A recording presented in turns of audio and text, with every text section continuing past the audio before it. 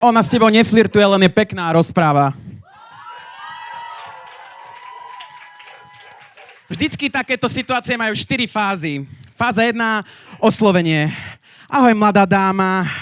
Moja priateľka mi nerozumie, si za Dána, príjmi drink od neznámeho pána a moja najobľúbenejšia je, že a čo ty tu tak sama? Druhá časť už je trošku groovy a cítim zdochlinu, ako súp tu krúžim. Ja fakt nie som ako ostatní muži, lenže z toxického čuráka sa debilita dedí a mimochodom môjmu kamarátovi sa páči, že neprišiel za tebou, ale tam sedí. Fáza 2, preskočenie predohry. Poďme na rán D, skoč mi na môj D. Nebuď taká kyslá k tvojmu vysokému pH. Som veľké D, ako DPH, lebo ťa zdaním o tvojej hrdosti. Nemám na plán B, moje plavty silné, tvoje kolená slabé. A zásilku do teba doručím ako DPD. A v mentálnej atletike v tej mám PHD. No nič tak, fáza 3, sladké slovíčka.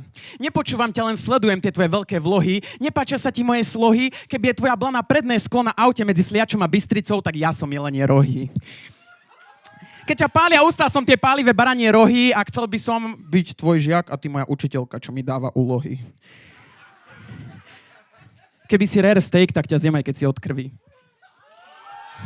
Keď rozdávaš svoje tekutiny, som v rade posledný aj prvý a chcel by som byť tvoje topánky, lebo sú v nich tvoje nohy.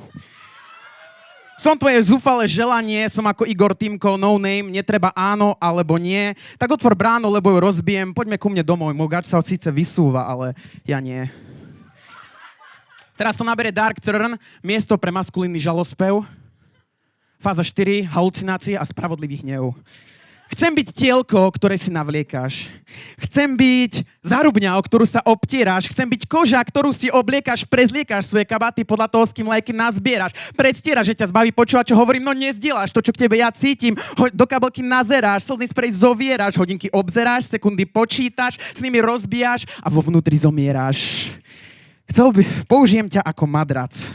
Ako karimatku. A na pamiatku ti dám menšiu dôveru v ľudí a seba samú. A my muži to máme dané od počiatku. Stoj! Počkaj, neodchádzaj. Odišla už na začiatku. Mám veľa času pre fázu 5. Nevyšlo, fáza 5, handjob. Handjob, to je moja skrýša.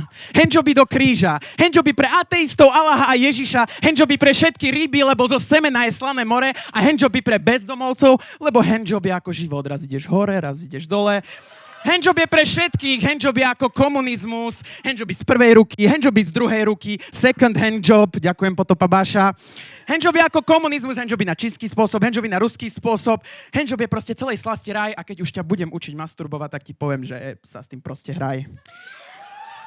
Tak mi tu nerozprávaj bajky, ja chcem ručné práce, ty chceš anál, to už je cez linajky, banálne Lana Del Rey čajky, single sex taký dobrý, že som mu na ďalší deň spravil raňajky. Moja pozornosť pri konverzácii je už takmer na nule, je polnoc a ja pozerám, ako si Japonky zvracajú do papule a nestoja bradavky a plnia sa mi moje kapsule, keď vidím takých tých korejských úradníkov v takej tej kravatke, ako sú na 4 a žerú z misky psie granule a končím to pri ASMR ako slobodné mamičky krajajú zrelé marhule. Už nevládzem. Ako na gejzír musíte počkať aspoň hodinu. Mám asi 24 rokov a handjob je asi jediný job, čo dostanem. O čo som tu celý čas rozprával, už ani neviem. Keď na mňa rozprávaš, tak sa sústredím na konkrétny bod pod tvojim nosom. Som uchylák, som nechutný, no som. A čo? Som kto som. Som bledý, chudý, bez ducha, vysatý do sucha svojim životom a svojou ľavačkou, ale ja sám sebe som vykopal tento lepkavý hrob. Slohy, lubrikant, sliny, ale ja preklínam ten deň, kedy som objavil svoj prvý handjob. Ďakujem.